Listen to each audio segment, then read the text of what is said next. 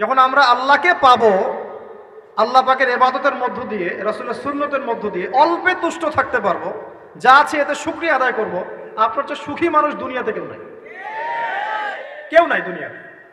কিন্তু বস্তুবাদিতা আপনাকে এই আকীদা ও আদর্শ থেকে সম্পূর্ণ ডিমোটিভেট করে দেবে। আপনাকে খালি চাই চাই আরো চাই, ওই যে দু হাতে যা পাও হাত পেতে নাও, বাকির খাতা শূন্য থাক। আর আমাদের দর্শন দু হাতে যা পাও হাত পেতে নাও না, বরং দুনিয়াতে যতটুকু পাও এতটুকুতে সন্তুষ্ট থাকো, বাকির খাতা শূন্য থাক না, বাকির খাতা পূর্ণ হোক। মানে পরকালটা বাকির খাতা না, পরকালের বাকির খাতাটা পূর্ণ হোক, প্রয়োজনে দুনিয়ার সব চলে যায় যাক। মাহফিল অ্যাপ, একজন মুসলিম হিসেবে মাহফিল অ্যাপ ব্যবহার করা আমাদের ঈমানী দায়িত্ব। প্রয়োজনে দুনিয়ার সব যদি চলেও যায় যাক, তারপরে বাকির খাতা কি হোক? পূর্ণ হোক। এটাই আল্লাহ রাব্বুল আলামিন সূরা আ'লার মধ্যে বলছেন, বাল তুসিরুনাল হায়াতাদ দুনিয়া, তোমরা এই দুনিয়ার জীবনটাকেই প্রাধান্য দিয়ে থাকো, ওয়াল আখিরাতু খায়রুন ওয়া আবকা, কিন্তু আখিরাত হচ্ছে সবচেয়ে উত্তম এবং চিরস্থায়ী। তো প্রিয় ভাই এবং বোনেরা যারা আলোচনা শুনছেন, আজকে আমাদের প্রথম সবক হওয়া উচিত দুনিয়ার নেশায় আমরা না পড়ি। আল্লাহ পাক আমাদেরকে তৌফিক দান। এর মানে এই না আমরা দুনিয়ার প্রোগ্রেসে যাব না, অবশ্যই যাব, আমরা অবশ্যই যাব। পুরো ন্যাশন জাতিগতভাবেই আমাদেরকে এই ওয়ার্ল্ডের সমকক্ষ তো হতে হবে, হবে কি না? আমরা কি ওয়ার্ল্ডের সমকক্ষ হতে পেরেছি? আপনাদের কি মনে হয় যে মিলস, ইন্ডাস্ট্রিজ, ফ্যাক্টরিজ, সেতু, ফ্লাইওভার এইগুলো করলেই মনে হয় যে ওয়ার্ল্ডের সমকক্ষ হওয়া যায়? প্রত্যেক জনগণ ভিতর থেকে সুখী কিনা, তাদের অন্ন, বস্ত্র, চিকিৎসা, শিক্ষা, বাসস্থান, এই যে মৌলিক চাহিদা, বেকারত্ব ঘোচানো, তিন বেলা খেয়ে পরে বাঁচা, জীবনের অধিকার, জীবনের অধিকার, সিকিউরিটি, এই জিনিসগুলো আমাদের নিশ্চিত হচ্ছে কিনা, এটা হচ্ছে আপনার উন্নতির মানদণ্ড। উন্নতির মানদণ্ড কি?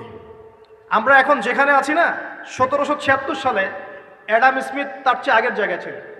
1776 সালে অ্যাডাম স্মিথ একটা বই লিখেছেন, তার নাম হচ্ছে যে দ্য ওয়েলথ অফ নেশন, এই কিভাবে একটা রাষ্ট্রের ওয়েলথ ফাংশন করে। ওই 1776 সালে তিনি যে চিন্তাগুলো করেছেন, এখন পর্যন্ত আমরা সেই চিন্তা বাস্তবায়ন করতে পারি নাই। 1776 সালের চিন্তা, কিন্তু ওই চিন্তা বাস্তবায়ন করেছে পশ্চিমারা। পশ্চিমা সভ্যতা যেটা আপনি দেখছেন দাঁড়িয়ে আছে, এই একটা বইয়ের উপর দাঁড়িয়ে আছে। যেমন একটা এক্সাম্পল দিই, আলোচনাটা কঠিন হয়ে যাবে, অন্যদিকে যাব। আমরা মনে করি যে অর্থনীতি আমরা নিয়ন্ত্রণ করব, ঠিক আছে, অর্থনীতির পুরো বিষয়গুলো আমরা নিয়ন্ত্রণ করে আমরা সমৃদ্ধি নিয়ে আসবো। আসলে বিষয়টা কি জানেন? অর্থনীতির নিজের একটা ফ্লো আছে, ও নিজেই নিজেকে নিয়ন্ত্রণ করে, এবং তার উপর একটা ইনভিজিবল হ্যান্ড থাকে, অদৃশ্য হাত, যেটা আমরা বলি আল্লাহ রাব্বুল আলামিন। আল্লাহ রাব্বুল আলামিন এই পুরো অর্থনীতিকে নিয়ন্ত্রণ করেন। আমরা যখন সেটাকে ইন্টারফেয়ার করতে যাব, তখন ইকোনমি কলাপস করে যাবে। এই যে করছে কলাপস।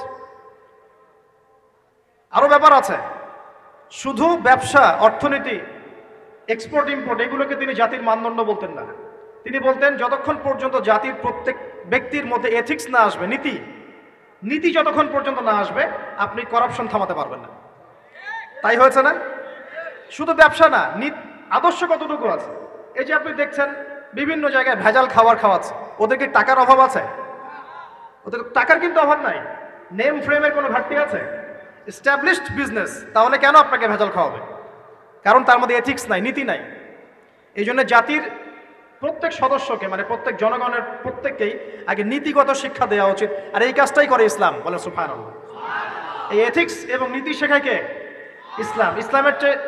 ইসলামের চেয়ে সার্বজনীনভাবে এবং যুগোপযোগীভাবে কেউই এথিক্স শেখাতে পারবে না।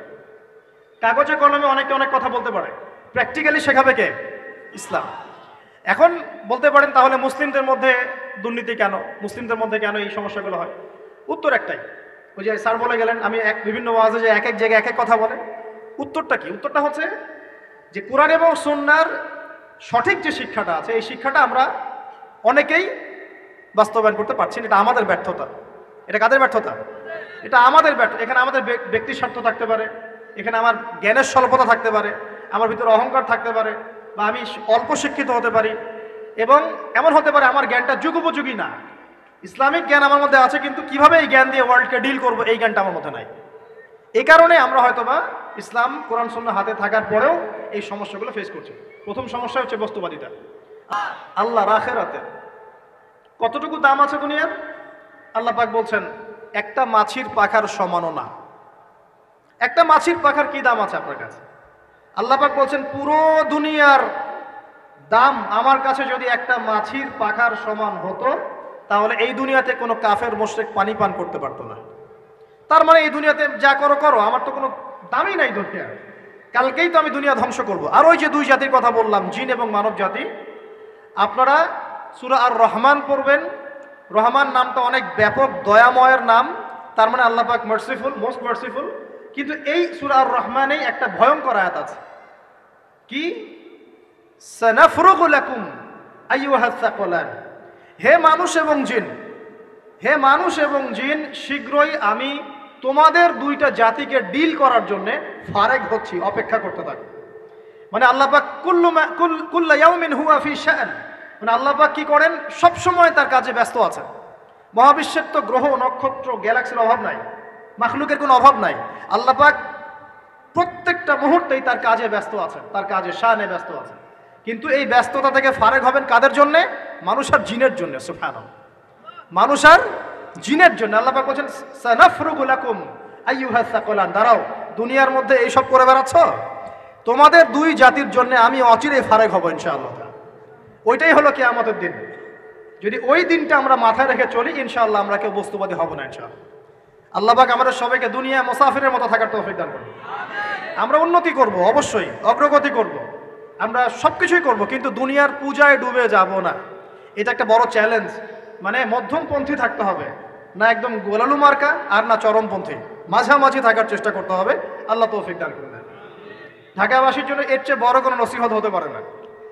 ঢাকা থেকে, ঢাকার মতো যত মানে সিটিজ, মেগা সিটিজ আছে সারা ওয়ার্ল্ডে, তাদের জন্য এটাই প্রথম নসিহত, বস্তুবাদিতা ত্যাগ করতে হবে, বস্তুবাদিতা।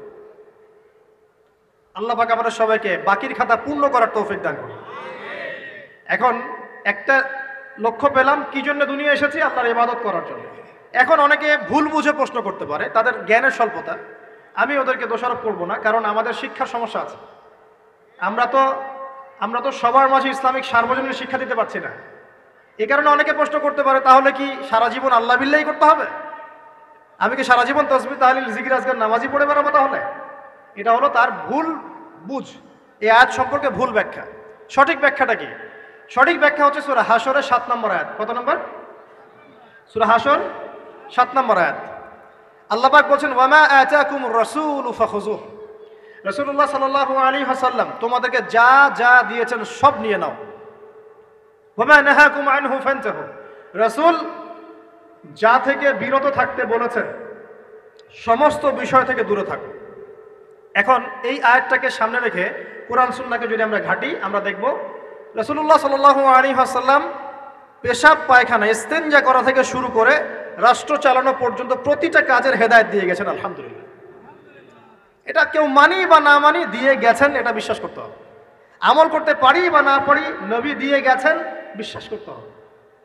দলিল চাচ্ছেন, আপনি সহিহ বুখারী খোলেন, মুসলিম খোলেন, তিরমিজি, নাসাই, আবু দাউদ, এগুলো খোলেন, দেখবেন আপনি ইস্তেনজা করবেন কিভাবে, বসবেন কিভাবে, ঢোকার সময় কোন পা দিয়ে ঢুকবেন, বের হওয়ার সময় কোন পা দিয়ে বের হবেন, ইস্তেনজা করার সময় কথা বলতে পারবেন কিনা, কতটুকু বলতে পারবেন, গোসল কেমন করে করবেন, ওযু কিভাবে করবেন, আপনি আগে কি পা থেকে শুরু করবেন নাকি হাত থেকে শুরু করবেন, কিভাবে নামাজ পড়বেন, আগে গিয়ে গিয়ে সেজদা করবেন নাকি ইকামত হবে, আজান হবে, আল্লাহু আকবার তাকবীর দিবেন, কিভাবে নামাজ শেষে বের হয়ে আপনি ব্যবসায় চলে যাবেন, কিভাবে আপনি ব্যবসা করবেন, কিভাবে চাকরি বাকরি করবেন, সমাজের মানুষের সাথে মেলামেশা করবেন, মানুষকে দিনের দাওয়াত দিবেন, ইভেন কিভাবে আপনাকে যদি আল্লাহ ক্ষমতা দেন আপনি কিভাবে সোসাইটি মেনটেন করবেন, সমাজ এবং রাষ্ট্র মেনটেন করবেন, প্রতিটা হেদায়েত খুঁটিনাটি কোরআন এবং সুন্নাহ দিয়েছে আমাদেরকে। এই বিশ্বাস আগে রাখতে হবে। এই বিশ্বাস না রাখলে কেউ মুসলিম হতে পারবে না। I am very sorry to say, এই বিশ্বাস না করলে কেউ মুসলিম হতে পারবে না। আগে বিশ্বাস, তারপরে কাজ করতে পারেন কিনা সেটা পরের ইস্যু। এবং আমি বলে দিচ্ছি, এই যুগে আপনি 100% পারবেন না। সিম্পল, এই যুগে আপনি 100% পারবেন না, এটা স্বাভাবিক। কারণ এই পুরো বিশ্বটা তো ইসলামাইজড না। পুরো বিশ্ব কি ইসলামাইজড? বরং পুরো বিশ্বটা কুফরের উপর আছে। কিসের উপর আছে? পুরো ওয়ার্ল্ডটাই কুফরের উপর আছে, পুরো ওয়ার্ল্ডটাই। একটা এক্সাম্পল দিয়ে আমি প্রমাণ করতে পারি, একটা এক্সাম্পল খালি। আল্লাহ পাক বলছে সূরা মুলক, রাতের বেলা পড়তে হয় না সূরা মুলক? রাতের বেলা সূরা মুলক পড়তে হয়, যে পড়বে তার কবরের আযাব হবে না ইনশাআল্লাহ। কবরের আযাব থেকে আল্লাহ পাক তাকে বাঁচাবেন ইনশাআল্লাহ। সূরা মুলক তেলাওয়াত করতে হবে রাতের বেলা। এই সূরার প্রথম আয়াতে আল্লাহ বলেছেন তাবারাকাল্লাযী, বরকতময় সেই আল্লাহ, বিয়াদিহিল মুলক, যার হাতে পুরো মহাবিশ্বের ক্ষমতা। কার ক্ষমতা?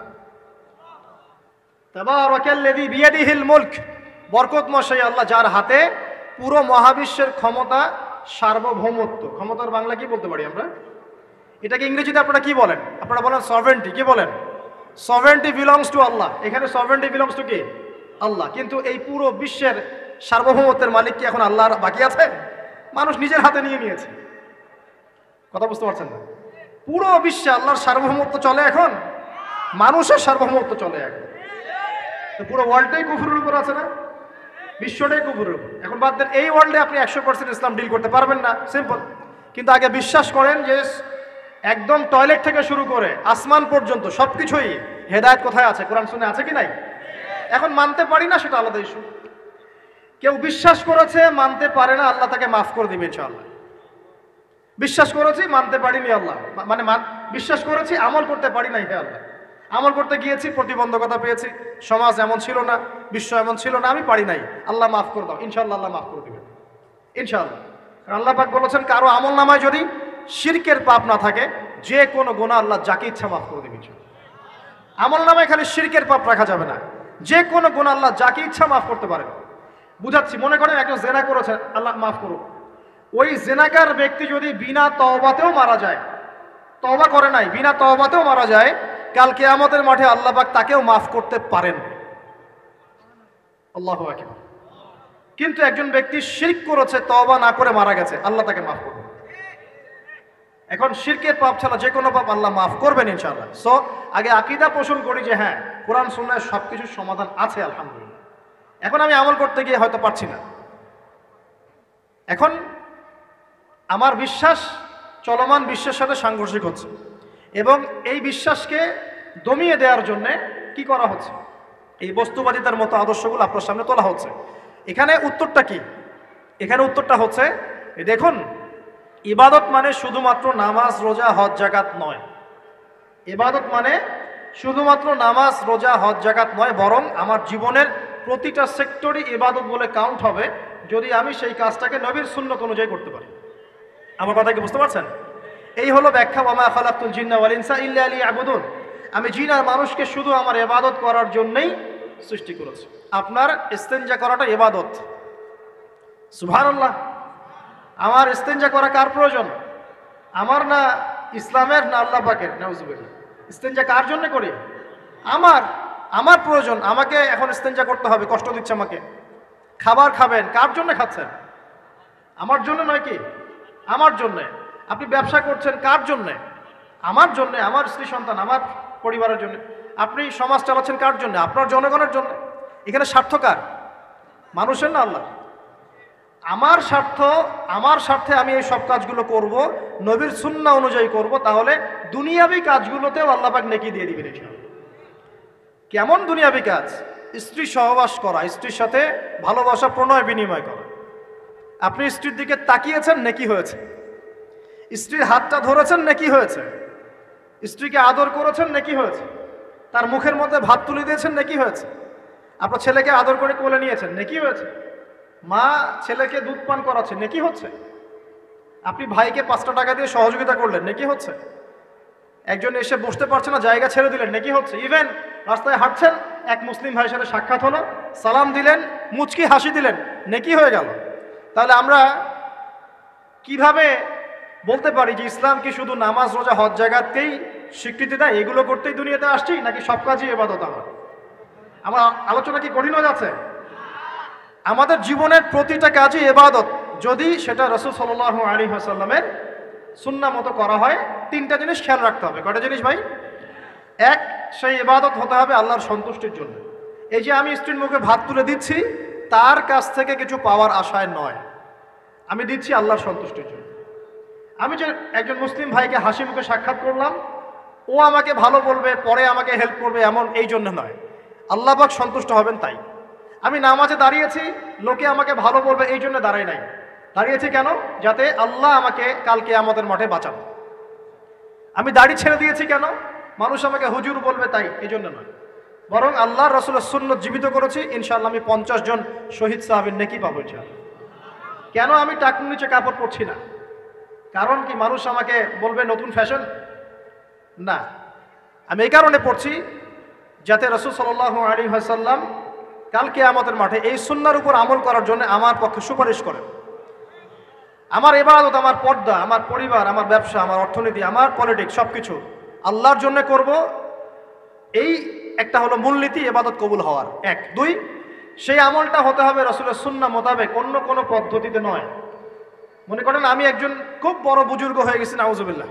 না, আমরা এত বড় বুজুর্গ হয়ে যাই নাই যে টাইটেলগুলো আপনারা দেন, এগুলোর কোনো প্রয়োজনও নাই। এখন একজন বড় বুজুর্গ এসে যদি আপনাকে কোনো ইবাদতের পদ্ধতি শিখিয়ে দেয়, এই পদ্ধতিতে ইবাদত করো, অনেক ভালো হবে, কিন্তু ওই পদ্ধতির সাথে রাসূলের এবং সাহাবীদের পদ্ধতির কোনো মিল নাই। মুখরোচক মনে হলো, দেখতে সুন্দর মনে হলো, এবং অনেক মানুষ তা করছে এরকম দলিল থাকলেও সেই কাজটা করা যাবে না।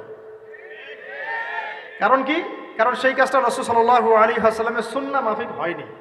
আল্লাহ রাসূল করেন নাই, সাহাবীরা করেন নাই, বাস আমি করব না, সিম্পল। ইমামরাও করেন নাই, পরবর্তী জেনারেশনে কেউই করেন নাই। এখন যত ভালো টাটকা মজা লাগুক, দেখতে সুন্দর লাগুক, বহু মানুষ করছে, এইসব দলিল ইসলাম টিকবে না। আল্লাহ পাক বোঝার তৌফিক দান করুন।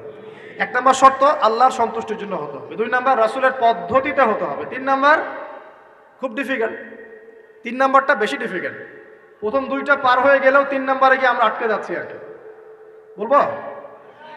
রাগটা করবেন না তো?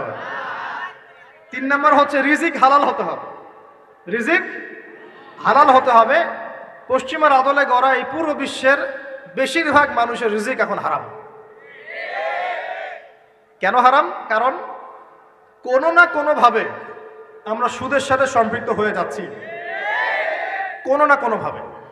আর নবীজি অনেক আগেই বলেছিলেন, 1400 বছর আগে, যে একটা জামানা তোমাদের সামনে আসবে, যে মানুষ সুদ খেতে চাইবে না তার গায়েও সুদের ছিটাফোঁটা গিয়ে লাগবে। লাগছে কিনা? এখন আপনি খেতে চাইবেন না, আপনাকে মেসেজ পাঠিয়ে দেওয়া হবে আপনার অ্যাকাউন্টে এত টাকায় যোগ হয়েছে। কি করবেন এখন? টাকাটা আপনি সুদের টাকা। সুদের টাকা মানে কি? 1 দিরহাম যে ব্যক্তি সুদ খেয়েছে সে যেন 36টা মেয়ের সাথে জেনার পাপ করেছে।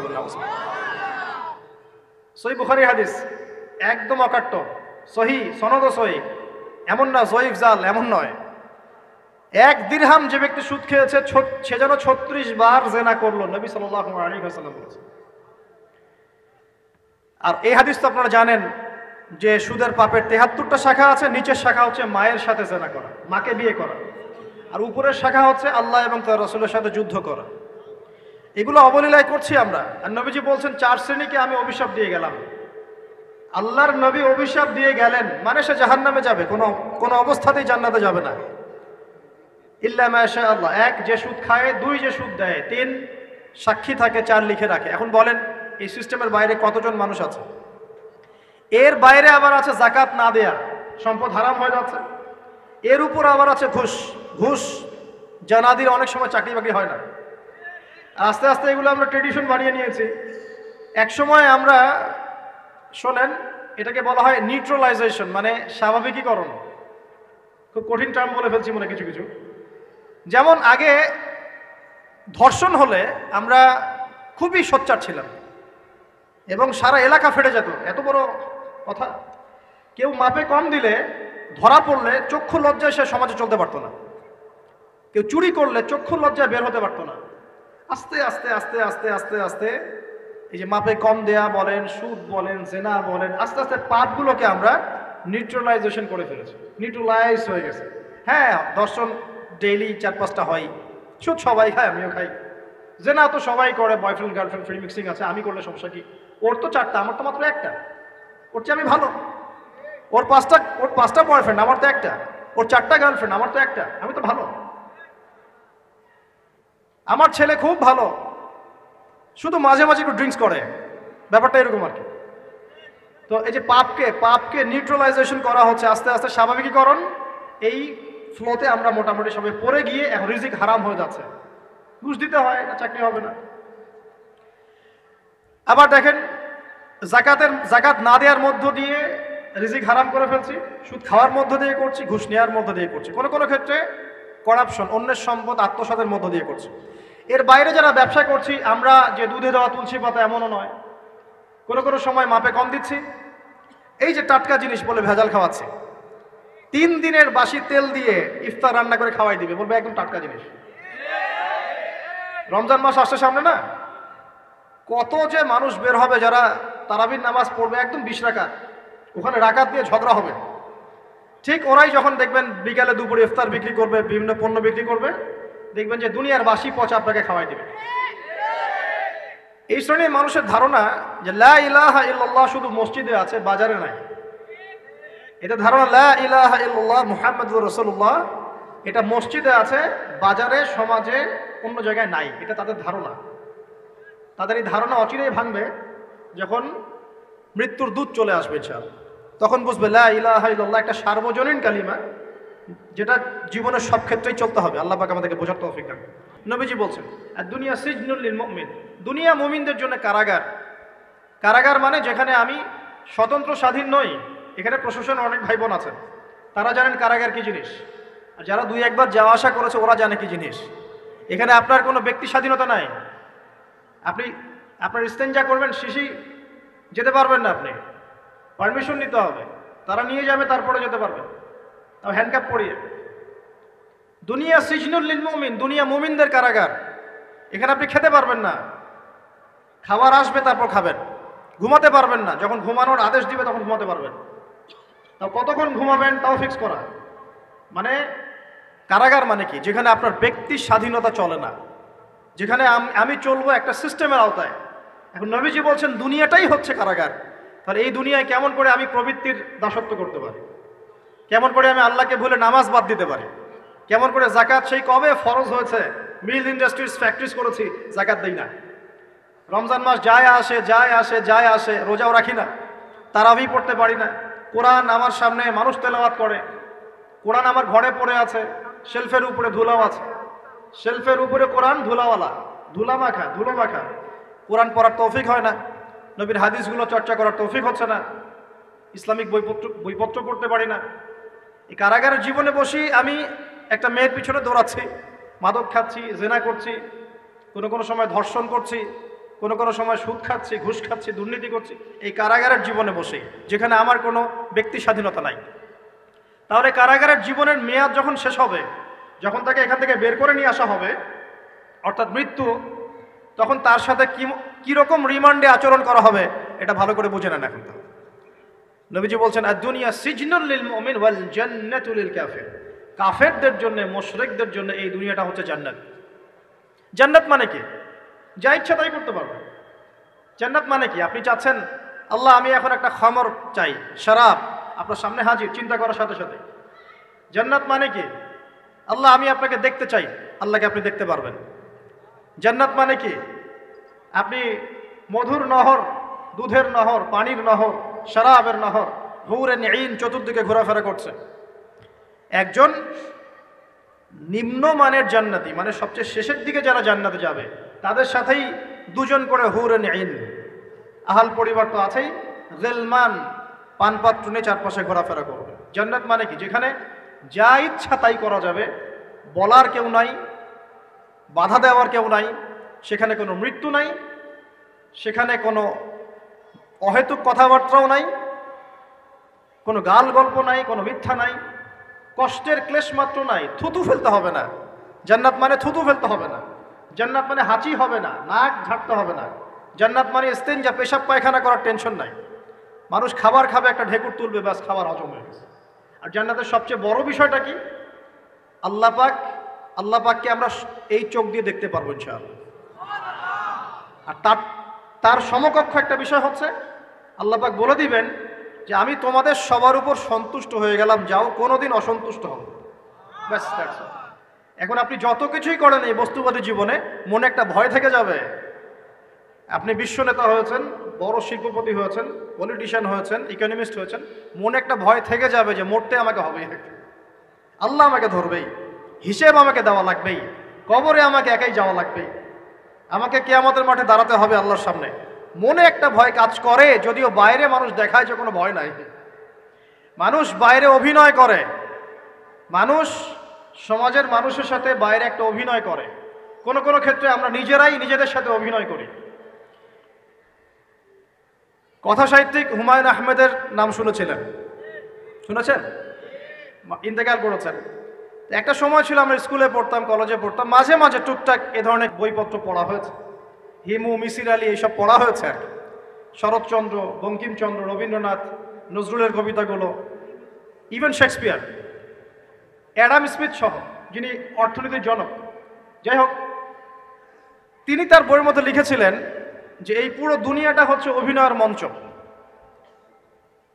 কথা সাহিত্যিক তিনি বলছেন তার মতো করে এই পুরো দুনিয়াটাই অভিনয়ের মঞ্চ, আর আমরা সবাই নিজ নিজ জায়গায় অন্যের সাথে অভিনয় করছি, কোনো কোনো ক্ষেত্রে আমরা নিজেরা নিজেদের সাথে অভিনয় করছি।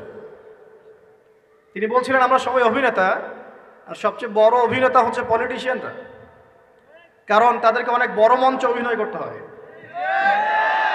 এটা আমার কথা না, হুমায়ুন আহমেদের কথা, পড়ে দেখেন তো। আল্লাহ পাক পাঠিয়েছেন তার ইবাদত করতে, আর এই বস্তুবাদী জগৎ আমাদেরকে ভুলিয়ে দিল কিভাবে?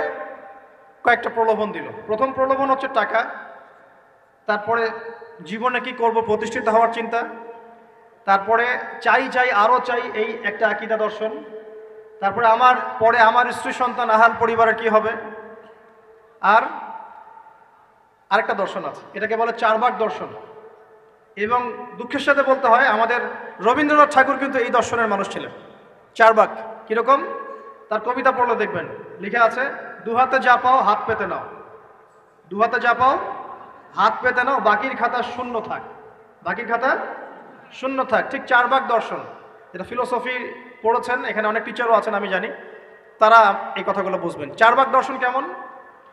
ঋণ করে ঘি খাও, ঋণ করে ঘি খাও, যতদিন বাঁচবে সুখে বাঁচবে, এটা হলো চারবাক দর্শন।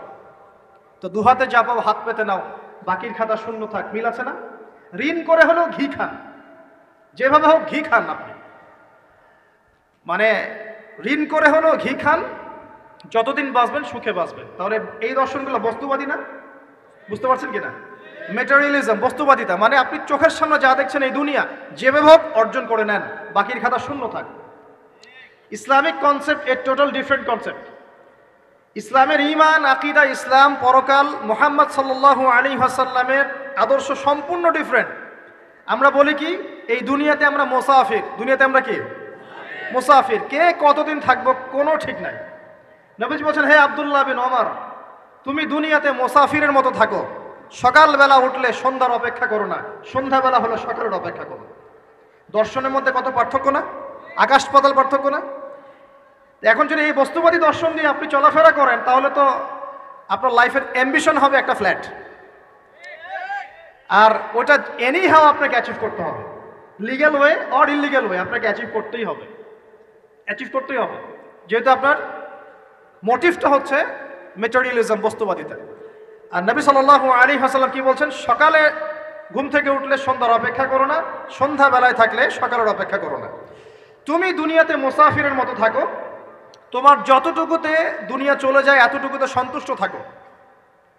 নবীজি আরো বলছেন, তুমি কখনো উপরের দিকে চোখ দিয়ে হেঁটো না, রাস্তায় যখন হাঁটবে উপরের দিকে দেখো না, লা তানজুরু ইলা মান হুয়া আসফালা মিনকুম। আবার বলছি, নবীজি বলছেন তোমরা হাঁটবে যখন রাস্তায় চলাফেরা করবে, তোমাদের উপরের দিকে দেখবে না যে তোমাদের উপরে কারা আছে, অলওয়েজ দেখবা তোমাদের নিচে কারা আছে, তোমাদের চেয়ে খারাপ কারা আছে।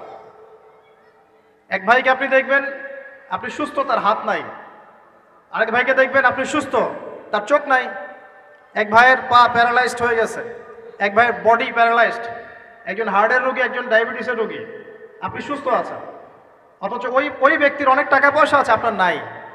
এখানে কে ধনী বলেন দেখি, আপনি না সে? আপনার সুস্থতা আছে।